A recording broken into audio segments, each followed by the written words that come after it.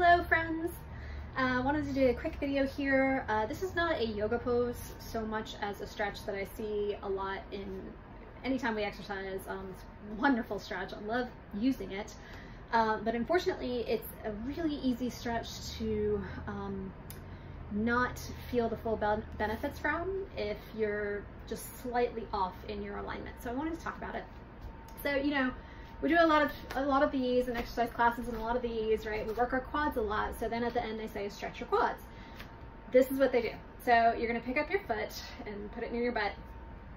And I'm gonna talk about some alignment here. So I would really recommend that you grab a chair or, you know, stand near a counter or something like that to practice this so that you can think about your alignment as opposed to trying to stay on your feet. So first things first, let's talk about our hips, right? If you put your hands right here and you can feel kind of these bony parts of your hips that are pointing forward, think of those like car headlights, right? So they're shining straight forward. So when we do that pose, we want to make sure that one headlight is not higher than the other, right? So we're keeping our hips shining straight forward. So I'm coming from a nice even parallel. I'm going to pick up my foot, you know, again, hold on to a chair if you need to. And if you need to go low to pick up your foot and then come into this position, that's another adjustment you can make. So first things, let's make sure our headlights are even, right? So I'm not going like this in order to get this foot up near my hand. I want to make sure my hips are even this way, okay? Having said that, you also don't want to fall into this hip, which is what we tend to do since we're trying to balance, or if we're not strong in that core yet, we tend to do this, right? So we're sinking into that hip, letting our weight kind of fall down toward the ground.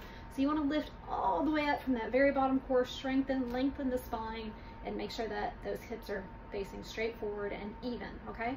I do recommend that you put your hands on your own body and kind of feel where you're at. Sometimes it's easier to feel than to just guess, right, when you're first starting. Okay, the next easy place to kind of cheat is that our foot, you know, may sneak out to the lateral side of our body or sneak into the medial side. If it sneaks out to the lateral side, you're not getting the stretch you need in the quad. You can also put pressure on that knee. If it sneaks into the medial side, what happens is that, you know, since your foot goes one way, your knee goes the other, and you're actually opening up, which is also not getting the benefit of that quad stretch because you're opening up the inner part of your thigh here.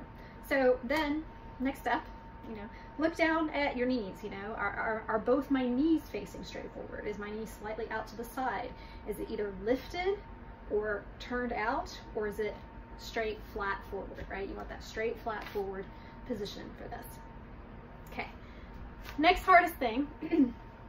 This stretch is actually good for two muscles, and I'm going to show you the difference between them, right? So if I take this stretch up here and I'm just pulling my foot gently towards my butt and standing as straight up and tall as I can, I'm getting a good stretch through my quad, which if you don't know is this front big muscle right in your leg, the one that you use for lifting, right?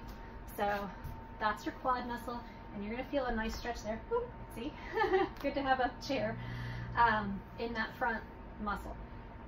And now I want you to like stand up nice and tall, feel that length through the crown of the head and all that. But if you also want to get a deeper stretch for your psoas, which is this top part of the front part of your thigh, the psoas muscle or the hip flexor, then what you can do is very slightly tilt your pelvis forward. So it's so subtle, but I'm doing a slight push forward of my pelvis while keeping my foot in that same position, okay?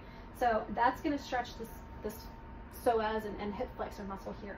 Really good stretch for both of those muscles.